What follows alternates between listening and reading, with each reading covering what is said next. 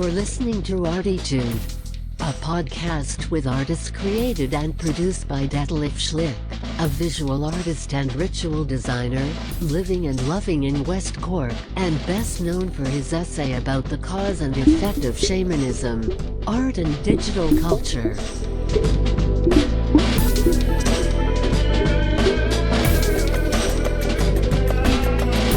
Working in the field of performance, photography, painting, sound, installations, and film, he will dive and discover with us and a weekly creative guest into the unknown and exciting deep ocean of the creative mind.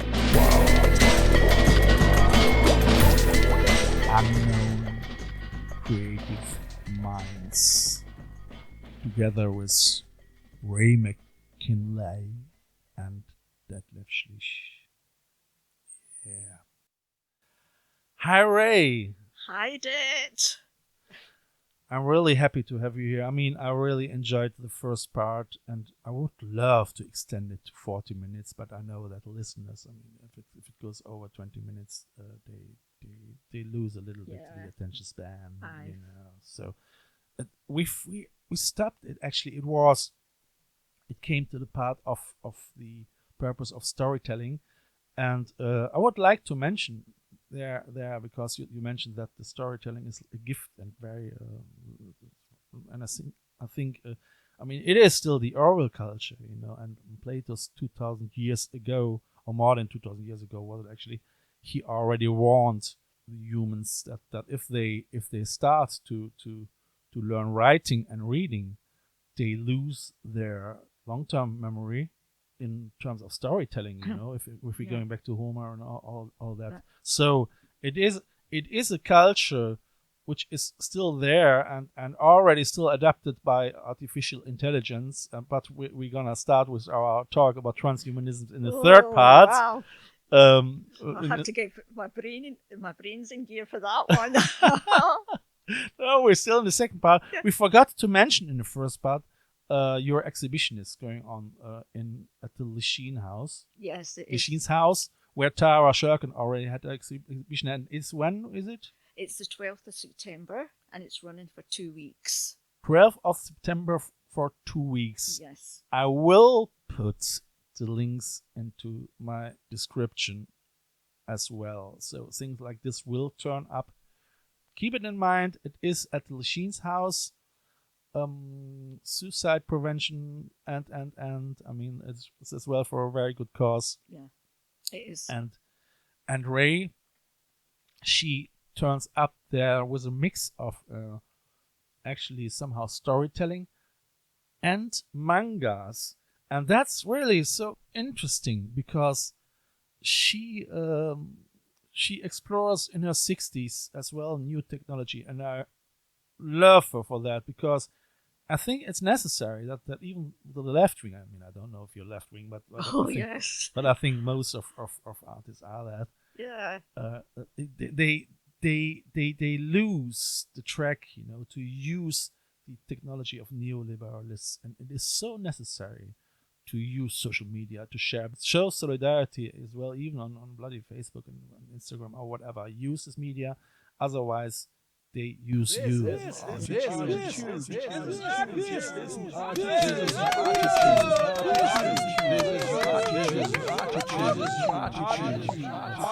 the thing. And Rae starts with it, actually. Rae starts with drawing mangas. Yes, I start initially with hand drawing. You see, I probably should point out that basically I spin tales, and I want to put all my tales into a book, and I couldn't really afford to hire an illustrator, so I had to think, what do I do? So as it happened, I started drawing, and then I thought, well, I like hand drawing, but to get it for the quality of a book, I'll need to use digital. So I use Illustrator mainly, but I also use apps like Pizzap and BeFunky. I mean, I really like What is it, BeFunky? BeFunky. What is that? Well, BeFunky is good for filters. Yeah, it really All right. is. Is this app, is this for Windows or for Mac or for phone? you can Be Funky and Pizzap goes to Androids, computer, Mac, whatever. All right. Now I do actually pay something a month for it, but it is open source up to a point. Yeah.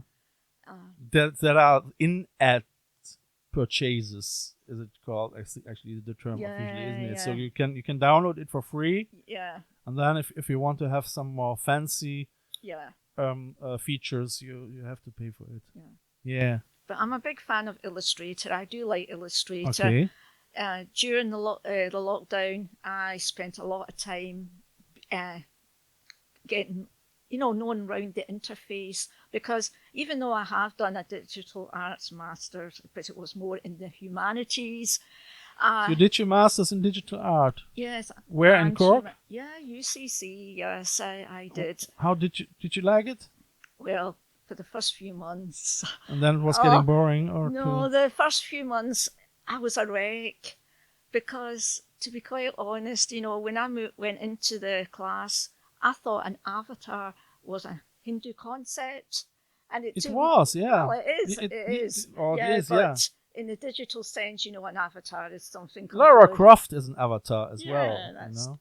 But I mean, I struggled, and people were saying to me, "Oh, Ray, it's too much for you." And then in the January, I can always remember the date. Believe it or not, it was the 25th of January. Robert Again? Yes, No way. Yes, so we have it already. was. I have to put a link about Robert Burns in the subscription. In the description, sorry. What happened, I found Pizzap, and Pizzap's got stickers. So what I did was I got a frame and I started making a comic thing on the frame. And that was it. I could do a thesis. I was going to do a thesis on storytelling in the digital age.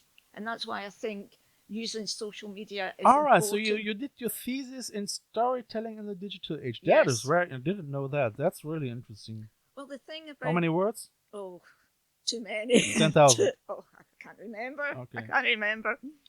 But the beauty of doing that kind of thesis, I had to go and look back at the old forms of storytelling as well. Yeah.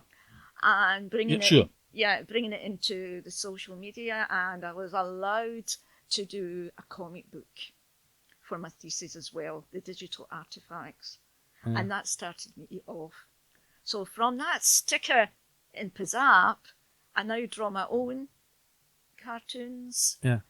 I love creating characters because I use psychology. I even use the Myers-Briggs in my characters. So we have Carl Gustav Jung here again. Yeah. Running somehow. Yeah. He turns up everywhere, isn't it? Young, archetypes and everything. Yeah. And so now I'm kind of thinking about the heron on the river banding and all that, because I've got a story about the river banding, and even the story about the old lone willow, which I drew as well, and then I put it into Illustrator because I like to use the paint bucket because I think it's a nice illustration. I'm not very familiar with Illustrator. I have to admit, I would like to try it sometimes, but the day has just 24 hours, and I think it's a great tool. Yeah, but I mean, Pizzap is not too bad actually. Some people don't like it, but I've got really so used to Pizzap. I can actually paint with Pizzap as well. I prefer Illustrator, but sometimes I think if I just need a bit, I will use Pizzap. Like what is it? Pizzap. Pizzap. That sounds very rude. It might be P-I-Z-A-P, and that's what it's called, Pizzap. Yeah. A Pizzap. Yeah. Okay. Sorry. Dear listeners. Yes. That was my intention. I'm keeping my decorum here, Bet. Oh my god. Yeah. So I would say all these apps we should put somehow, if you send them to me, we put them into the description. It's quite interesting for people who are not so familiar with software and all that. And you see, dear listener, there are plenty of ways to use technology in the 21st century without having to fear too much about it, So because it's nowadays about artists that artists are able to produce themselves as much as possible, and I mean, technology democratized artwork a lot nowadays, and if you're not gonna doing it, other people doing it, you know. So Well, I never thought I would actually say this. I'm so grateful for doing digital arts now, because without it, I probably would not have attempted to try Illustrator. And of course, I use other things too. Even for my videos, for my podcasts, when I tell a story, I would use Audacity as well. Yeah. I would use Movavi if I want a video of me. Yeah. Yeah. Yeah. I've seen me kind of trying to experiment, putting the timer on my mobile phone Yeah. and running, in front of it and all that kind of stuff. Yeah. So, yeah, from someone who at the age of 54 had no clue what, I could only really send an email. But now, Yeah. at 54, I'm now 60 something, so that was a long time ago. Just make another photo of us. So you go on with your chatting. That's great. Yeah. That's really. Yeah. So I actually think social media, as an artist, you're telling a story too. You're branding your story. And you can do it in such a way that it isn't neoliberalist. That's the reason why I started the podcast. And thanks for the lockdown, and thanks to Suzanne again, because a friend of mine, she really said that if you have to do a podcast, and I told her, come on, I can't do everything. Yeah. But I mean now, chillax. This is the new normal. All this textbook conditioned words. But it is currently the thing, and we don't know when it changes, and it is a possibility and an option to wow.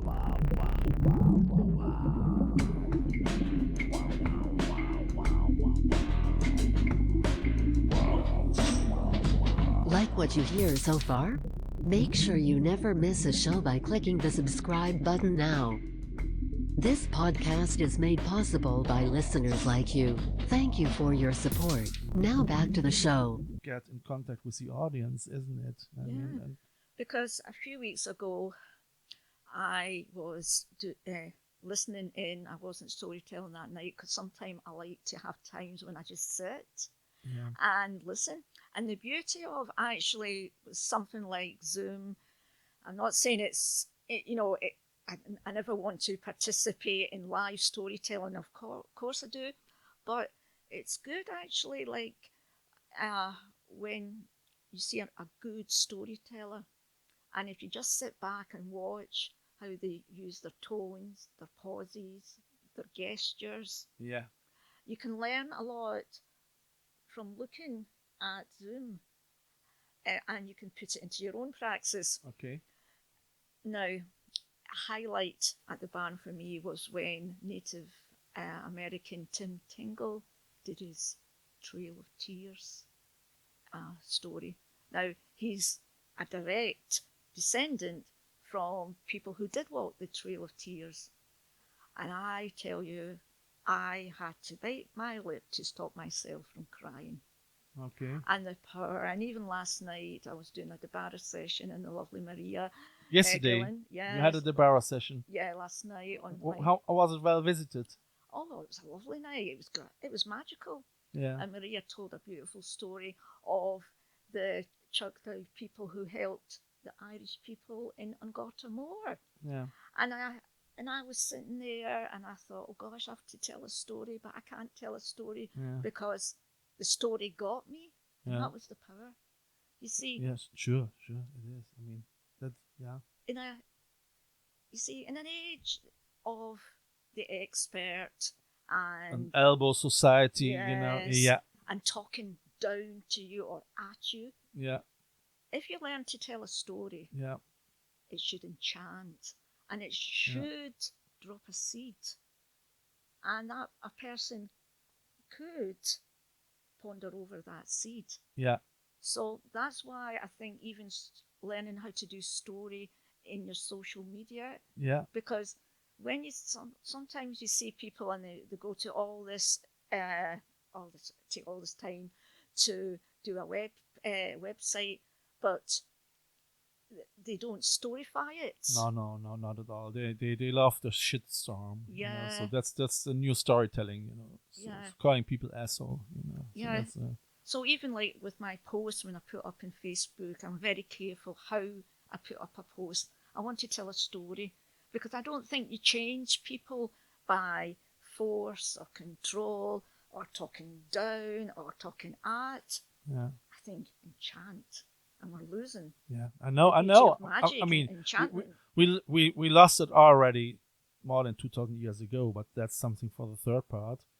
Okay. I have then my own ideas about that, but no, it's right, and it's a challenge to keep storytelling and all this ancient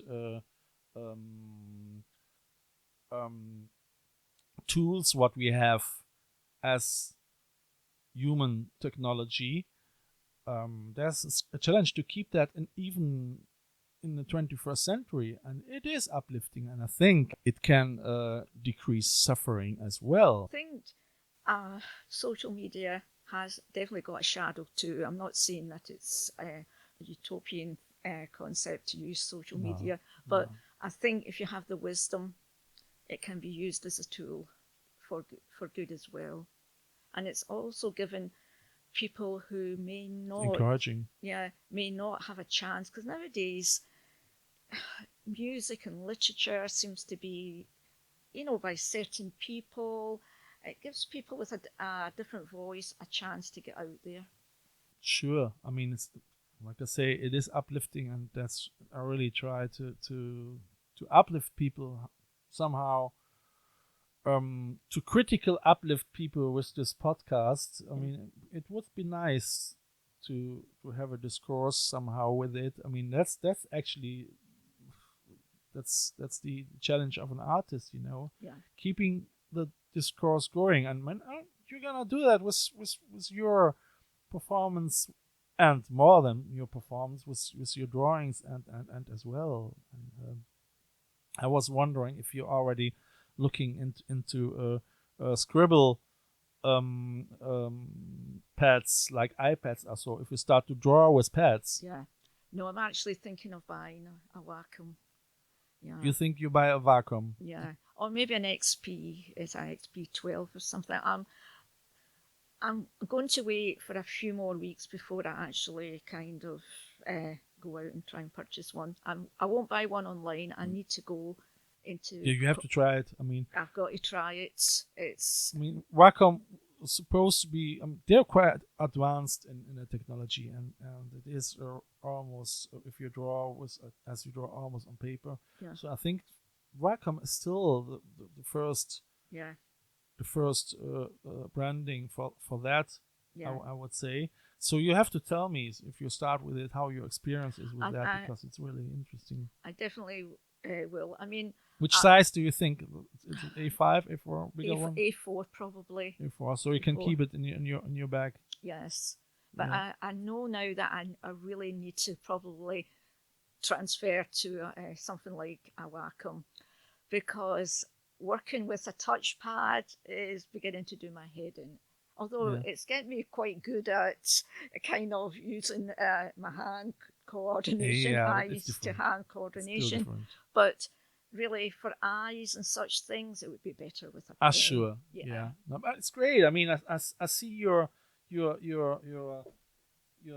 drawings here, manga drawings actually, and mangas they come actually from Japan. Do you like mangas, the animation mangas? Yes, I actually do. I can't believe it. I mean, sometimes I think, though, my comic art, even though we have women like Trina Robbins, who's in her 80s, and she kind of was the first woman who did Wonder Woman, and Colleen Doran, who does kind of Neil Gaiman's kind of Snow Glass Apples concept. It's kind of, I've never really met a lot of people my age who are doing comic art. No, that's great. I mean, I really... And I'm still kind of thinking, oh gosh, I'm still the rebel without a clue. I mean... But that's the coolest thing, isn't it? I mean, that's what you keep part of society and of being live, Yeah. If you start with 60 or with 70s to step back from everything, no wonder if you're getting depressed, you know. I mean, it is understandable getting depressed in all that, what happened in this elbow society, rude things, you know.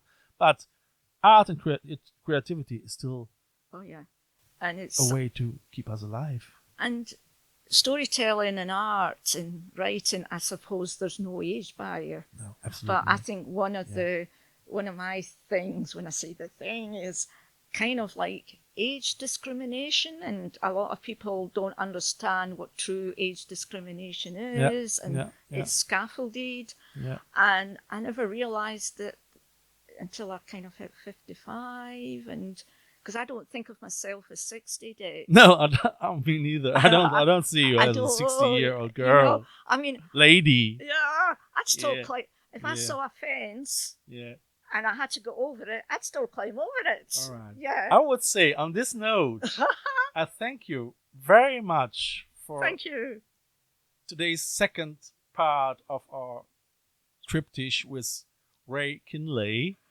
and thank you very much for having you here. Okay, thank you, dear. I enjoyed that. Yeah. Ciao. Bye-bye.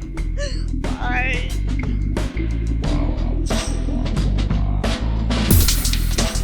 This is a listener-supported show. If you like what you hear, be sure to tune in Friday for the second part of this weekly audio trip. I feel honored if you subscribe to this show. You can follow me non-financial with the following click on one of my Instagram accounts, or subscribe to the visual version of this podcast on YouTube via. If you want to leave a donation for a coffee or a bus ticket, just follow the donation link via the ArTEEtude podcast. Eventually, I would like to thank, through this medium, all my members and listeners of the I Love West Cork Artists Network from all over the world.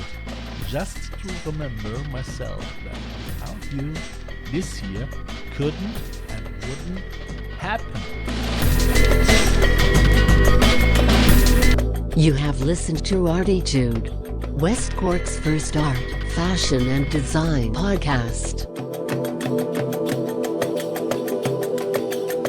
ArTEEtude, never so close again. That was too close.